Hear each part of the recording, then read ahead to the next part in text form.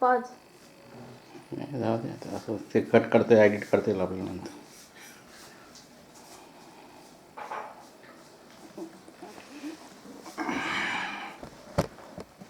हे असं दाबलं ना का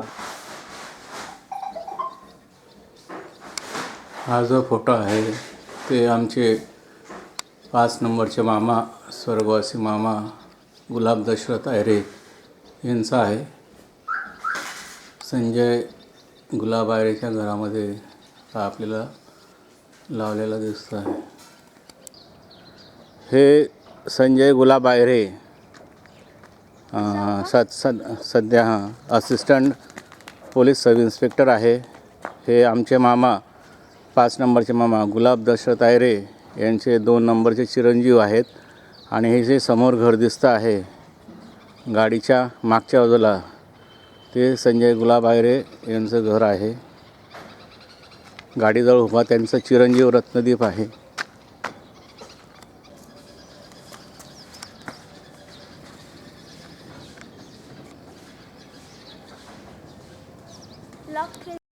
अरे संजय,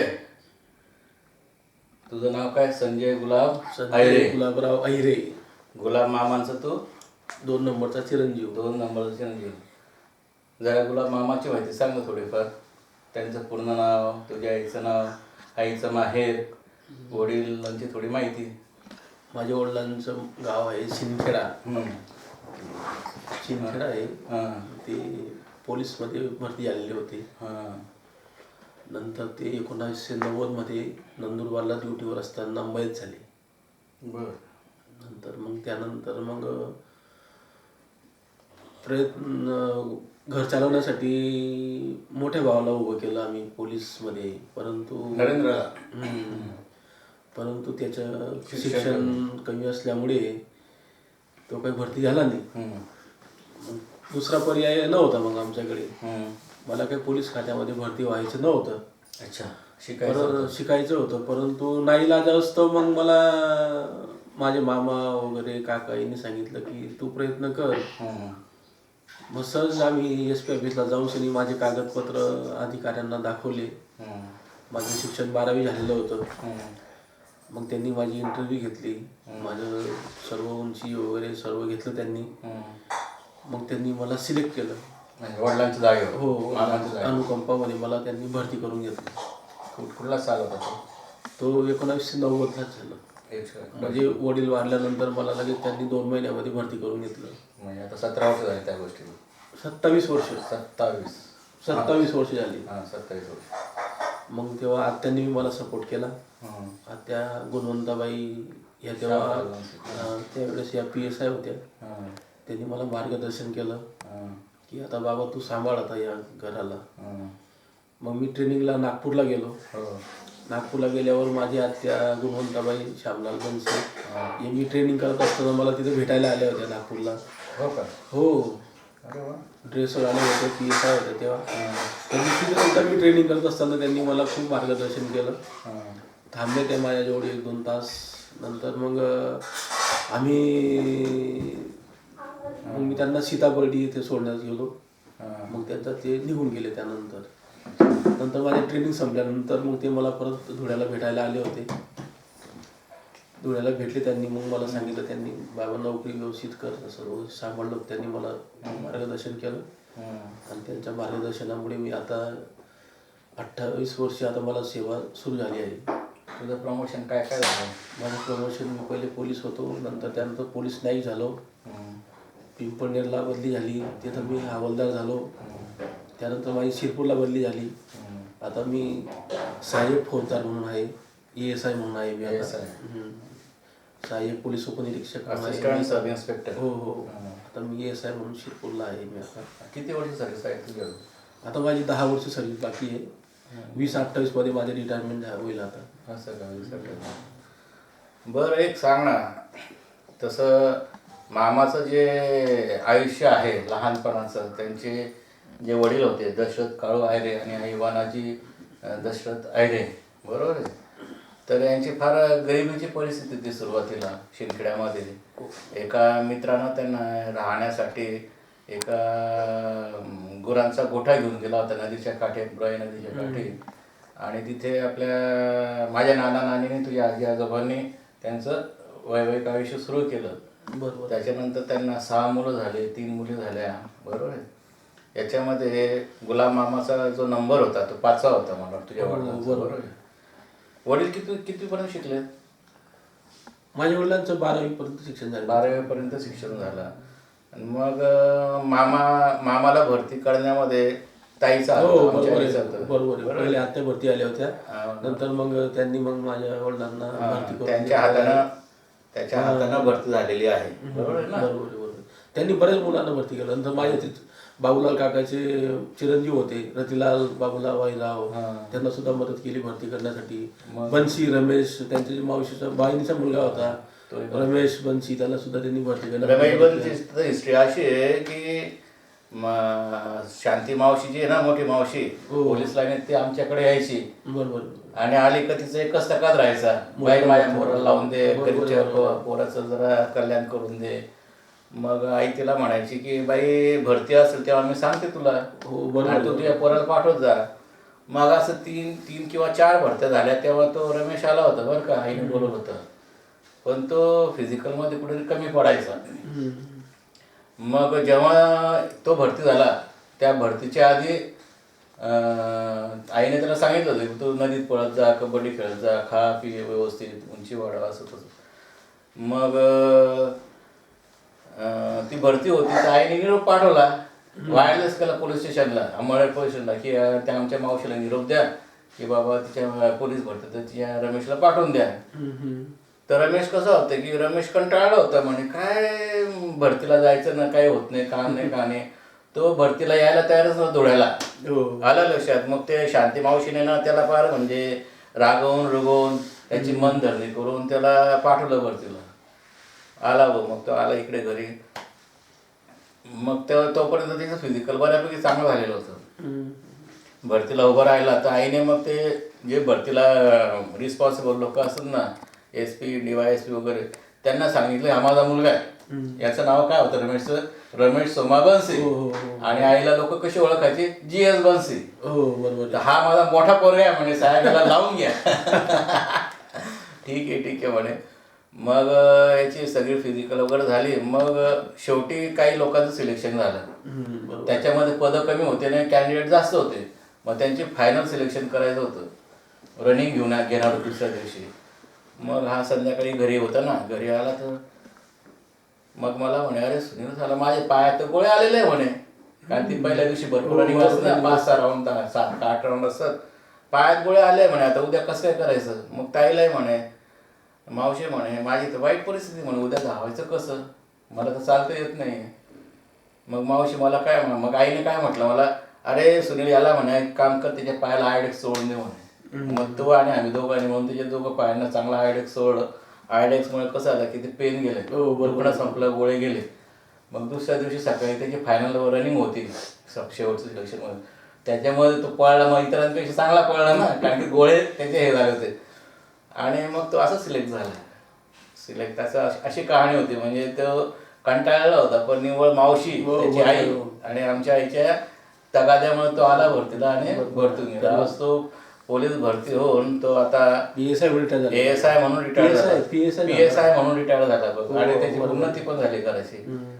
तर अशी ती याची कहाणी होती रमेशची. आणि दुसरी ती वामन मामाची मुलगी ना आपली मामे बहीण विमलताई, तिचे मिस्टर आहेत सुखदेव पत्तू महाले, यांची पण भरताईच्या हाताची, ताईच्या प्रयत्नाने.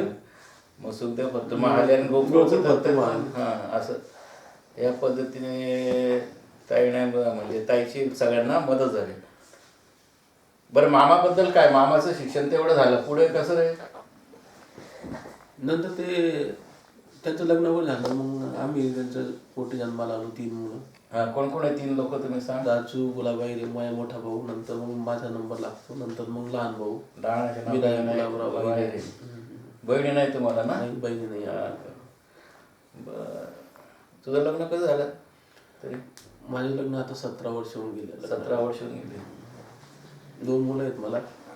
एक मुलगी आहे हेमांगी संजय आहिरे, मुलगा चिरंजीव आहे रत्नदीप संजय आहिरे. हेमांगी किती होते आता? 12वी सायन्सला आहे, मुलगा 6वीला आहे.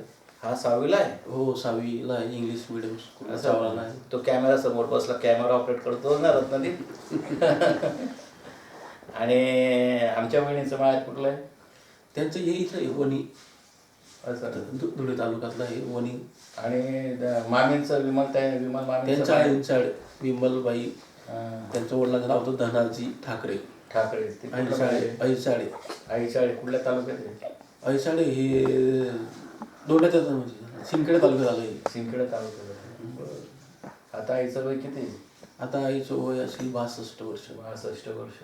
आणि आता आई विनूकडे गेली. बरं.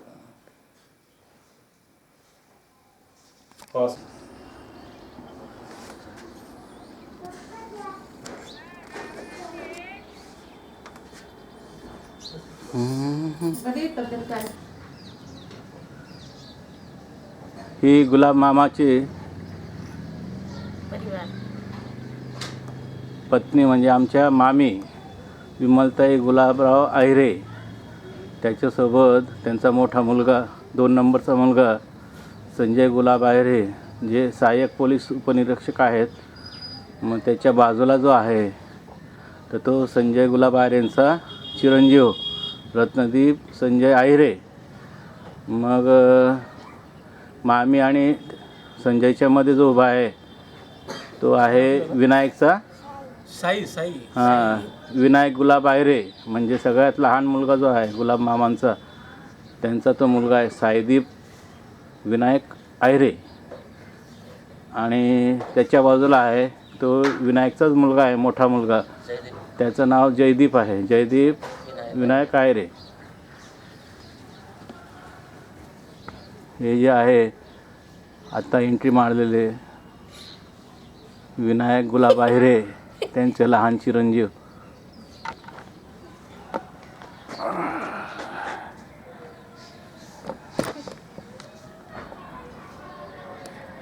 अरे विनू, हे कुठलं घर आहे? ओमनगर मधलं घर आहे का? ओमनगर का? Plot number 10. म्हणजे कुठल्या रोडला आहे? वाडी बुको रोडला कुठे? आकाशवाणीच्या मागे. मामाच्या रिटायरमेंटच्या पैशात नाही घर बांधलेलं आहे ना? हां, म्हणजे मामांची पुण्य आहे, गुलाब मामांची. ही विहीर कोणी खोदली? निम्म्याची वर मला वाटतं नरेंद्रने खोदली ना? हां, मागची विहीर नरेंद्रने खोदली होती पूर्ण. मला वाटतं तिला पाणी नव्हतं का? या वहिनी त्यांच्या बाजूलाच उभे राहा. हे आमच्या वहिनी म्हणजे विनायक गुलाब आहिरे यांच्या सौ, काय नाव आहे तुमचं? सुनीता विनायक आहिरे. हे असं सध्या आता जमलेला एवढा परिवार आहे. अजून याच्यामध्ये मोठा मुलगा जो आहे नरेंद्र, त्यांच्या सौ आणि त्यांची मुलं, तसंच संजयची जी मुलगी आहे ती आणि त्यांचे सौ या प्रेममध्ये नाही आहेत. विमल मामी नमस्कार. नमस्कार. कस काय तब्येत? चांगली आहे. किती वय तुमचं आता? 65 वय आहे. तरी तुमची तब्येत चांगली आहे, ठणठणीत आहे. कस काय तुमचा मोठा मुलगा नरेंद्र? मोठा मुलगा बी चांगला आहे माझा, 2 नंबरचा मुलगा बी चांगला आहे, लहान मुलगा बी चांगला आहे. 2 नंबरचा म्हणजे कोण? संजय. आहिरे. आणि 3 नंबरचा? विनायक आहिरे. बर, विनायक आहे. मग मामाला जाऊन किती वर्ष झाले शांत होऊन? मामा 8, 6, 90 मध्ये वारलेले आहेत. 1990 मध्ये वारले. बरोबर. मामाने बऱ्यापैकी म्हणजे कष्ट केले ना. एकदम गरीब घरातले होते. गरीब याचे मामांच्या वडिलांचं नाव काय? दशरथ काळू आहिरे. आहिरे. आणि त्यांच्या आईचं नाव वनाबाई दशरथ आहिरे. बरोबर आहे. मग हे दशरथ आहिरेंना किती 6 मुलं होते ना? 6 मुलं होते. हां, आणि 3 मुली होत्या. 3 मुली होते. बरोबर आहे. मग गुलाब मामा जो आहे तुमचे मिस्टर, ते 5 नंबरचे भाऊ 5 होते. नंबरचे होते ते. मला असं म्हणायचं आता की जी तुमची नणंद होती, तुम्हाला 3 नणंद होत्या. मोठी म्हणजे शांताबाई सोमा बनसी, हां मधली नणंद म्हणजे गुंताबाई श्यामलाल बनसी आणि सगळ्यात लहान नणंद सुमनबाई किशन खजुरे. एवढ्या 3 नणंद होत्या. बरं 2 नंबरची तर नणंद होती म्हणजे माझी आई, तुमची नणंद गुणवंताबाई श्यामलाल बनसी. तर यांच्याबद्दल काही तुम्हाला सांगता येईल का? त्यांचं शिक्षण असेल, काही लग्नानंतर काही गोष्टी असतील, त्यांनी कोणाला मदत केली, कोणाला त्रास दिला, असं काही सांगता येईल का? नाही सांगता येणार. प्रसंग चांगल्या होत्या त्या, त्यांच्या पायावर उभ्या राहिल्या, त्यांनी सर्व्हिस केली, त्यांच्या मुलांना शिकवलं त्यांनी. एका मुलाला डॉक्टर बनवलं, एका मुलाला इंजिनियर बनवलं. त्यांचा सुखी परिवार आहे. ते नोकरीत होत्या तर पोलीस लाईनीत राहायचे ना, हां बरोबर आहे.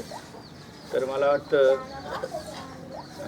पोलीस लाईनीत राहताना तुम्ही पण मागच्या लाईनीत राहायचे ना? हां, आम्ही पुढच्या पण लाईनीत आम्ही राहायचो. राहायचो, मागच्या लाईनीत तुम्ही राहायचे. हां. बरं काय आहे, आमच्या आईनं काय तुम्हाला वहिनी म्हणून काही जाच दिला, त्रास दिला असं काही नाही का? नाही, काहीच नाही, बिलकुल त्रास नव्हता. आता ते नणन होते त्यांचा तर हक्क होताच माझ्यावर. ते बाजवायचे नाही बाजवायचे ते भगवंताला बाई. आता भावजाईला तर कोणी बी हे करतच ना. हां. त्यांचे भावजाईवर शिंदखेड्याला तुम्ही गेलेले? हा गेले. शिंदखेड्याला म्हणजे दर कुठलं पण कार्य असेल शिंदखेड्याला, हा, लग्न सगळ्या वगैरे. मामांच्या मुलांचं, मुलांचं, मुलींचं, मुलींचं. सगळ्यांच्या कार्याला तुम्ही असायच्या. हा. आणि मला आठवतं त्या कार्यामध्ये तुमचं काम म्हणजे सगळ्यांसाठी भाकरी करणं, स्वयंपाक करणं, हा तुमच्याकडे म्हणजे मी मेन म्हणजे काम बाहेर राहायचं. निघायची नाही, फक्त चूल सांभाळायची. हा, चूल सांभाळायची. आणि धुणं बिणं आवरलं गेलं का सगळ्यांच्या कार्यामध्ये तुम्ही- सगळ्यांच्या येऊन मिळून राहिली. मी कधी असं वाटलं नाही की हे माझं सासर आहे. माझ्या समजूनच सासर हे केलं मी नाही. आणि मला सर्वांनी म्हणजे असं कोणी हे केलं नाही. तुम्हाला कोणाचं प्रेमानेच जातच नव्हतं. हां प्रेमानेच कोणी बी हे करायचं, कारण मी कामधंद्यामध्ये पुढेच राहायची. बरं तुमचं लग्न झालं तेव्हा मामा नोकरीत होते का? हां नाही, मांना नोकरी नव्हती. माझं लग्न झालं आणि लगेच त्यांना ऑर्डर आली. ऑर्डर आले म्हणजे कोणाच्या प्रयत्नाने? त्यांनी हे फॉर्म बिम भरलेला असेल ना पोलीस खात्यामध्ये, तर लगेच त्यांना नोकरी लागली. असं का? हां ताईच्या प्रयत्नानं, आमच्या आईच्या प्रयत्नानं हां नोकरी लागल्यानंतर मग त्यांची पहिली नेमणूक कुठे होती? धुळ्यालाच होती. म्हणजे ते याला गेले होते ना ट्रेनिंगला. ट्रेनिंगला. लग्न झालं मी 1 वर्ष माझ्या आईकडेच राहिली. हां. यांनी मला म्हणजे पत्र काही फोन फाट तेव्हा काहीच नव्हतं. हां. मग त्यानंतर 1 वर्षानंतर माझ्या बहिणीचं लग्न झालं, बोरीसवाली बहिणीचं. मग त्या लग्नामध्ये त्यांनी पहिले काही असे फोन पिन नव्हते. मग पत्र पाठवलं होतं, पत्रिका बित्रिका काही छापायची नाही. पत्र पाठवलं होतं, बा माझी मुलीचं लग्न आहे तुम्ही या बा. मग तेव्हा माझ्या नणंदबाई गुणवंताबाई आल्या, दोघं बहीण भावंडं आले ती, माझे घरची माणसं आणि माझी नणंदबाई. मग ते आले लग्नाला. मग लग्न बिग्न झालं आणि मग लगेच माझ्या वडिलांना सांगायच्या माझ्या नणंदबाई 2 नंबरच्या, तर बा आम्हाला मूळ देऊन द्या. आम्ही मूळ घ्यायला आलो. मग माझ्या वडिलांनी सांगितलं तुम्ही 1 वर्षापासून माझी मुलगीचं शोध घेतला नाही बा, तुम्ही कधी आले नाही, तुम्ही पत्र पाठवलं नाही का, काय का असं का तसं. मग माझे वडील म्हणे मी अजून 1 वर्षाने मी माझ्या दुसऱ्या मुलीचं लग्न करेल तेव्हा तुम्हाला मूळ देईल म्हणे. पण नाही मामा असं काही चालत नाही म्हणे, असं नका करू. आम्हाला नोकरीवाले आहेत, आम्हाला काही रजा भेटत नाही. आणि माझा भाऊ लगेच लग्न झालं बा आणि लगेच ट्रेनिंगला गेला. तर त्याच्यामुळे मग आम्ही काही तुम्हाला पत्र बित्र पाठवलं नाही. आता तुमचं पत्र आलं तुमच्या मुलीच्या लग्नासाठीच. आम्ही लग्नाला बी आलो आणि मूळ घ्यायला बी आलो. मग त्यांनी मूळ दिलं. मग थांबा बा 2-4 दिवस. मग माझ्या वडिलांनी 2-4 दिवस त्यांना थांबवलं पाहुण्यांना. मग तेव्हा मग मूळ दिलं. मग आम्ही आलो धुळ्याला. माझी नणंदबाई धुळ्यालाच घेऊन आली. मग मी धुळ्यालाच त्यांच्याजवळ राहिली, माझ्या नणंदबाई जवळ. असं हां. साबणचे काटे बरोबर. आणि मामांना मग नंतर नोकरी लागली का मग? नोकरी पहिले लागलेली होती, लग्न झालं आणि नंतर 2-4 दिवस म्हणजे हाताचं काकण बासन सुटलं आणि लगेच धुळ्याला आले, त्यांना लगेच ऑर्डर आली. हा नोकरी लागले, मग ट्रेनिंग मध्ये राहिले, 1 वर्ष ट्रेनिंग होतं. 1 वर्ष ट्रेनिंग होतं ना, तर मी माझ्या आईकडे राहिली, त्याच्यामुळे म्हणजे ते घ्यायला झाले नाही. ट्रेनिंग असल्यामुळे मग घ्यायला कुठे येणार हा ना, असं त्याच्यामुळे उशिरामुळे घेतलं. हा उशीर पहिल्या काळात असंच होतं की बाबा लग्न झालं का लगेच काही पत्नी पण एकत्र यायचे नाही, नंतर मूळ घ्यायची पद्धत होती. मग मूळ कधी घ्यायचं परिस्थिती. बहीण माझ्या घरचे माणूस असे आले होते मूळ घ्यायला. माझ्या बहिणीचं लग्न होतं, बोरीसला बहीण दिली ना, तिच्या लग्नाची पत्र पाठवलेलं होतं की या बा तुम्ही लग्नाला. मग लग्नाला आले ते. मग लग्न झाल्यावर मग नवरदेव नवरी गेले ना, त्यानंतर मग बसा मामा तुम्हाला एक गोष्ट सांगायची, आम्ही लग्नाला बी आलो होतो आणि तुमच्या मुली आम्ही माझी भाऊजाईला पण घ्यायला आलोय अशा पद्धतीने मग तुमचं मूळ घेतलं आणि ते इकडे आलंय. धुळ्याला आलो आम्ही. आता हे घर जे बांधलंय, तर हे घर कधी बांधलेलं आपण? हे घर ना ते वाढल्यानंतर 8-90 मध्ये वारले. त्यानंतर मग ते पैसे भेटले. मी पहिलेच जागा घेतलेली होती. हा प्लेन बांधलेलीच घेतली होती मी 12,500ची त्या काळामध्ये. मग त्यानंतर मग मी येते, त्यांचं असं झालं, मग ते 5-6 महिन्याने पैसे भेटले. मग माझी तब्येती कुठल्या पार्टीला गेले होते मामा? हडंबा पार्टी का? नाही, नंदुरबार पार्टीला गेलेले होते. नंदुरबार पार्टीला. त्या काळामध्ये पार्ट्या निघायच्या 2-2, 3-3 महिने घरापासून लांब राहायचे. हा बाहेर राहायची ती 2-2 महिने. नंदुरबार पार्टीला असताना त्यांना हार्ट अटॅक आला. अटक आला आणि मग ते तिथे वाढले होते मला तिथे वारले होते. तिथून फिरत धुळ्याला आणलं. मग ते अंत्यसंस्कार केले. हा सर्व हे केलं त्यांचं. मग त्याच्यानंतर मग त्यांचे पेन्शन त्यांचे पैसे भेटले ते. तेव्हा आता काही नाही, 1,500 रुपये पगार होता, तर 710 पेन्शन बी असती होती मला. 710. मग ते 90,000 भेटली रक्कम. सगळे मिळून का? हा सगळे मिळून मला फक्त 90,000 प्रॉव्हिडंट फंड सगळं 90,000 भेटली होती. मग त्या 90,000 मध्ये मी हे घर बांधलं त्या काळात. हा 5-6 महिन्यानंतर लगेच घर पैसे भेटले ना, तर मग माझी बी तब्येत साथ देत नव्हती. मला पण नेहमी दवाखाना लागायचा. मी 3 वर्षे त्या दीपक पाटीलच्या दवाखान्यात नेहमी ट्रीटमेंटला जायची. 8 दिवसात 4 दिवसात 8 दिवस. म्हणजे एकाएकी असं झालं बा, मग त्याच्यामुळे माझी तब्येत काही मला साथ द्यायची नाही. बरोबर, शॉक बसला तुम्हाला. हा तर पोरं लहान होते, कोणी नोकरीला नव्हतं. आणि एका असं झाल्यावर मग माणसाला कसं वाटतं, मग त्याच्यामुळे मग माझी तब्येत काही साथ द्यायची नाही. बर, मग तो मामा वाढल्यानंतर मग कोणाला नोकरी लावलं? सुरुवातीला प्रयत्न कोणाचा झाला होता नोकरी पहिले लावायचं तर या मोठ्या मुलाला घ्या बा, नरेंद्रला. हा त्याला घ्या बा. तर त्याची उंची थोडी उंची कमी पडत होती. शिक्षण कमी होतं. शिक्षणचं काही हे नव्हतं, पण उंची कमी पडत होती. मग त्याला काही घेतलं नाही. मग त्यानंतर मग आमचे प्रयत्न मोठ्याचेच होते, पण त्याला काही घेतलं नाही. मग जागा खाली जाणार होती. तर मग ह्या 2 नंबरच्या मुलाला उभं केलं. 2 नंबरचा मुलगा तर माझा नाहीच म्हणत होता पोलीसमध्ये. त्याला आवडतच नव्हतं. संजय त्याला म्हणजे तो शिकलेला होता आणि तो चंचळ होता. कुठे पण त्याला नोकरी लागली असती. तो शिकताना दवाखान्यात टायपिंगला याला त्याला जायचा. तो उडणार होता. त्याला पटत नव्हती नोकरी. पण नाही प्रकारचा शौक काहीच नाही त्याला. काहीच नाही अजूनपर्यंत नाही. चहा पण पित नाही. तुम्ही पाजला नाही का त्याला जबरदस्ती चहा सगळे? तू का पित नाही म्हणून प्यायचा तो, पण आता नाही पित. त्याची तब्येत त्याला साथ देत नाही. कसं काय? तो चांगला धडधाकडे कसं साथ देत नाही? त्याला उगाच आजारी पडून राहील तुम्ही. त्याचा दुखत राहतं, गुडघे दुखतात, सांधे दुखतात त्याचे वयामानाप्रमाणे आणि दगदग म्हणजे. मग त्याच्यानंतर संजयला नोकरी लागली.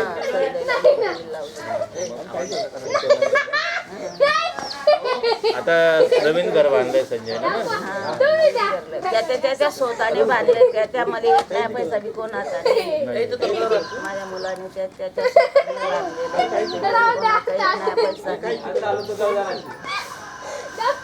ठीक आहे मामी. तर शिंदखेड्यामध्ये कधी गेले तिथं शिंदखेड्याचं वातावरण सांगा ना, काय नदी घर काय तुम्हाला काय आठवतं का? मग आठवतो ना, आम्ही 6 देर घेत होतो. हा. तर ते ज्याचे त्याचे वेगळे राहायचे. हम्म. माझे मोठे जेठ होते तर वामन दसरथ आई ही मोठी होती. मग 2 नंबरचे बाबूलाल, 2 नंबरचे पुनाजी होते, गुणाजी होते. 3 नंबर रायसिंग होते, नाही 2 नंबर रायसिंग होते, 3 number Punaji, 4 number Babulal, 5 number तुमचे पती म्हणजे गुलाब आणि 6 नंबर प्रताप. असे 6 देर जेठ होतो आणि 3 नंदा होत्या आमच्या. सर्व बरं, सुखी हा, ते घर परिवार. कुठे होतं मग जुनं नदी घर? किनारे होता. कुठली नदी ती? बुराई. बुराई नदी. असं का? हा. काही शेती वगैरे होती का तेव्हा? शेती होती आमची, पण ते माझ्या सासऱ्याने विकत घेतलेली होती. तर मग त्यानंतर मग माझे सासरे वारले तर मग बातू खर्च लावायचा सासऱ्यांना आणि ती खेती तू घेऊन घे.